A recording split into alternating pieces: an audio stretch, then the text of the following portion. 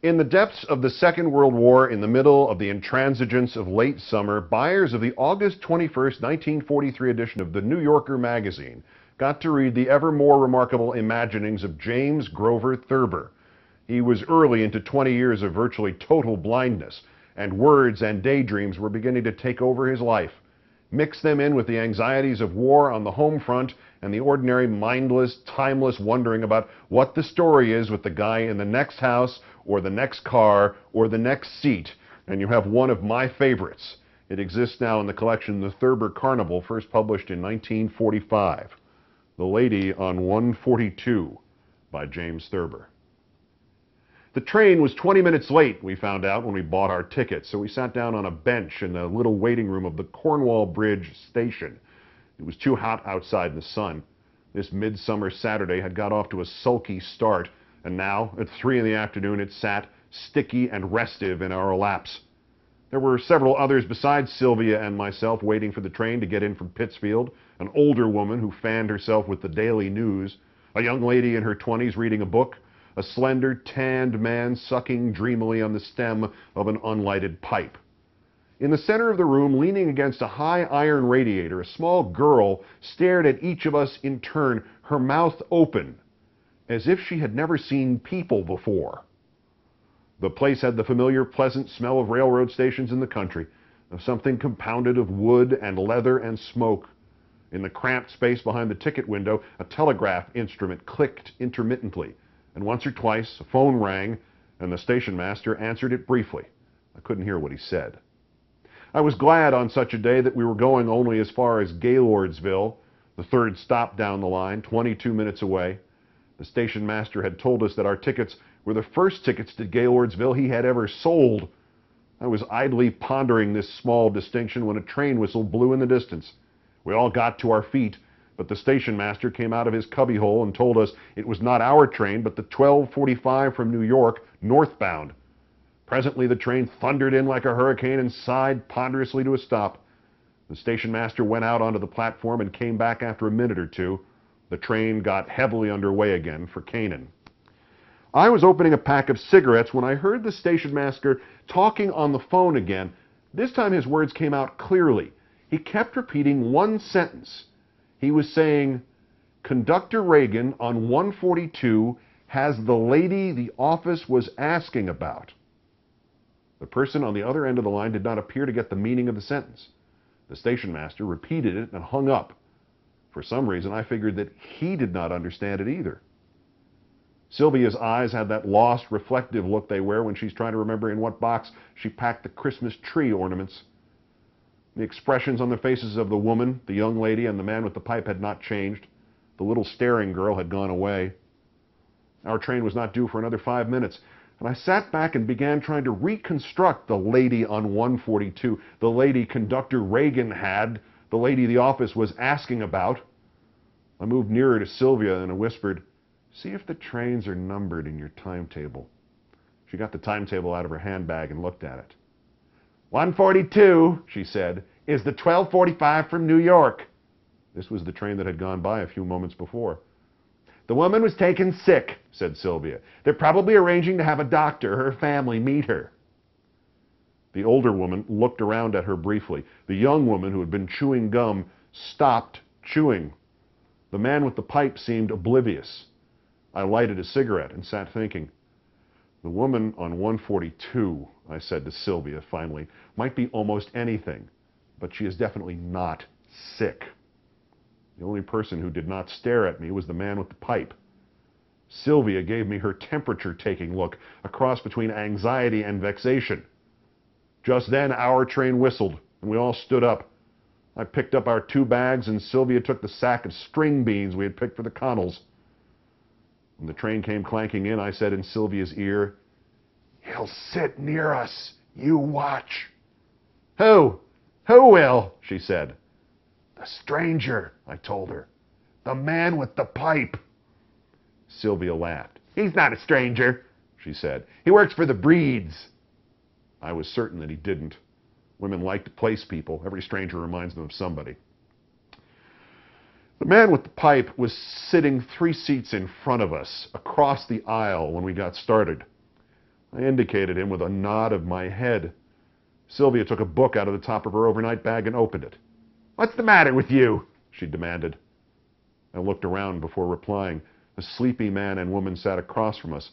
Two middle-aged women in the seat in front of us were discussing the severe griping pain one of them had experienced as a result of an inflamed diverticulum. A slim, dark-eyed woman sat in the seat behind us. She was alone. "The trouble with women," I began, "is that they explain everything by illness. I have a theory that we would be celebrating the 12th of May or even the 16th of April as Independence Day if Mrs. Jefferson hadn't got the idea her husband had a fever and put him to bed."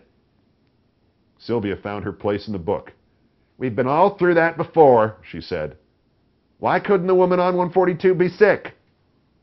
That was easy, I told her. "Conductor Reagan," I said, "got off the train at Cornwall Bridge and spoke to the station master. I've got the woman the office was asking about," he said. Sylvia cut in. "He said lady." I gave the little laugh that annoys her. "All conductors say lady," I explained. Now, if a woman had got sick on the train, Reagan would have said, "A woman got sick on my train. Tell the office." What must have happened is that Reagan found, somewhere between Kent and Cornwall Bridge, a woman the office had been looking for. Sylvia didn't close her book, but she looked up. "Maybe she got sick before she got on the train and the office was worried," said Sylvia. She was not giving the problem close attention. "If the office knew she got on the train," I said patiently, "they wouldn't have asked Reagan to let them know if he found her. They would have told him about her when she got on." Sylvia resumed her reading. "Let's stay out of it," she said. "It isn't any of our business." I hunted for my chiclets, but couldn't find them. "It might be everybody's business," I said. "Every patriot's." I know, said Sylvia. "You think she's a spy. Well, I still think she's sick." I ignored that. "Every conductor on the line has been asked to look out for her," I said. "Reagan found her. She won't be met by her family. She'll be met by the FBI." "Or the OPA, said Sylvia. "Alfred Hitchcock things don't happen on the New York, New Haven, and Hartford." I saw the conductor coming from the other end of the coach. "I'm going to tell the conductor," I said, "that Reagan on 142 has got the woman." "No, you're not," said Sylvia. "You're not going to get us mixed up in this. He probably knows anyway." The conductor, short, stocky, silvery-haired, and silent, took up our tickets. He looked like a kindly Harold Ickes. Sylvia, who had stiffened, relaxed when I let him go by without a word about the woman on 142. "He looks exactly as if he knew where the Maltese Falcon is hidden, doesn't he?" said Sylvia, with a laugh that annoys me. "Nevertheless," I pointed out, "you said a little while ago that he probably knows about the woman on 142. If she's just sick, why should they tell the conductor on this train? I'll rest more easily when I know that they've actually got her." Sylvia kept reading as if she hadn't heard me. I leaned my head against the back of the seat and closed my eyes. The train was slowing down noisily and a brakeman was yelling, "Kent! Kent!" when I felt a small, cold pressure against my shoulder. "Oh," the voice of the woman in the seat behind me said, "I've dropped my copy of Coronet under your seat." She leaned closer and her voice became low and hard. "Get off here, mister," she said. "We're going to Gaylordsville," I said. "You and your wife are getting off here, mister," she said. I reached for the suitcases on the rack. "What do you want, for heaven's sake?" asked Sylvia. "We're getting off here," I told her. "Are you really crazy?" she demanded. "This is only Kent." "Come on, sister," said the woman's voice. "You take the overnight bag and the beans. You take the big bag, mister." Sylvia was furious. "I knew you'd get us into this," she said to me, shouting about spies at the top of your voice. That made me angry. "You're the one that mentioned spies," I told her. "I didn't." "You kept talking about it and talking about it," said Sylvia. "Come on, get off, the two of you," said the cold, hard voice. We got off. As I helped Sylvia down the steps, I said, "We know too much." "Oh, shut up," she said. We didn't have far to go. A big black limousine waited a few steps away. Behind the wheel sat a heavy-set foreigner with cruel lips and small eyes. He scowled when he saw us. "The boss don't want nobody up there," he said. "It's all right, Carl," said the woman. "Get in," she told us. We climbed into the back seat. She sat between us with the gun in her hand. It was a handsome, jeweled Derringer. "Alice will be waiting for us at Gaylordsville," said Sylvia, "in all this heat."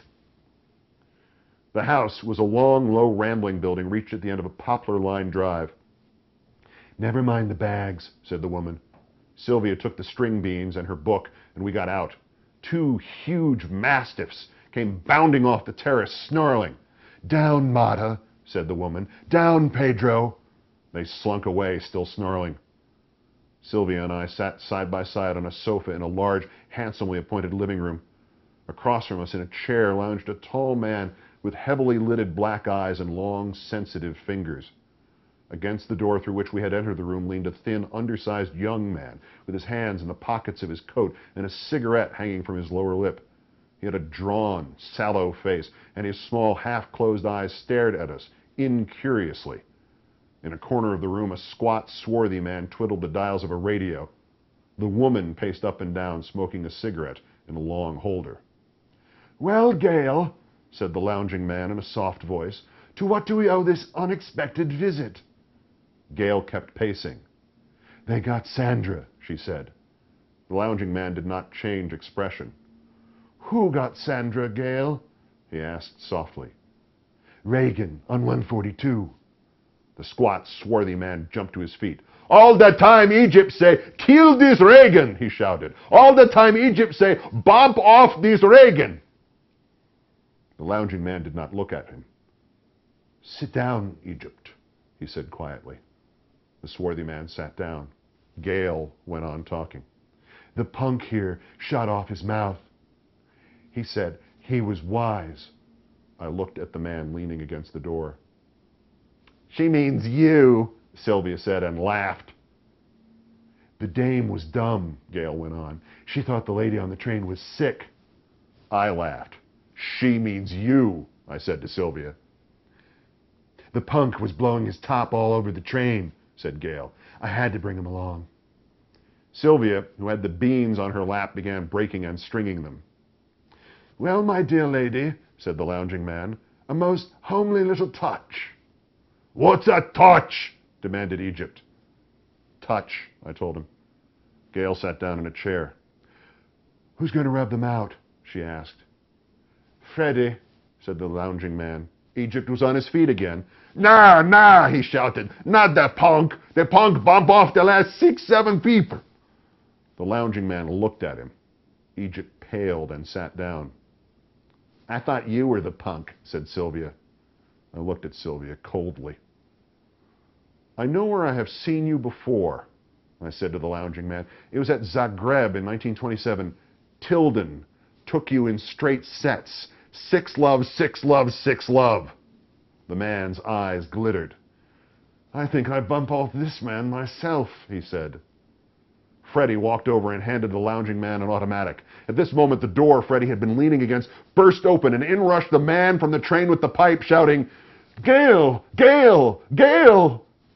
Gaylordsville! Gaylordsville!" bawled the brakeman. Sylvia was shaking me by the arm. "Quit moaning," she said. "Everybody's looking at you." I rubbed my forehead with a handkerchief. "Hurry up," said Sylvia. "They don't stop here long." I pulled the bags down and we got off. "Have you got the beans?" I asked Sylvia. Alice Connell was waiting for us. On the way to their home in the car, Sylvia began to tell Alice about the woman on 142. I didn't say anything. "He thought she was a spy," said Sylvia. They both laughed. "She probably got sick on the train," said Alice. "They're probably arranging for a doctor to meet her at the station." "That's just what I told him," said Sylvia. I lighted a cigarette. "The lady on 142, I said firmly, "was definitely not sick." "Oh, Lord," said Sylvia. "Here we go again." The Lady on 142 by James Thurber. Thanks for watching. See you in late spring.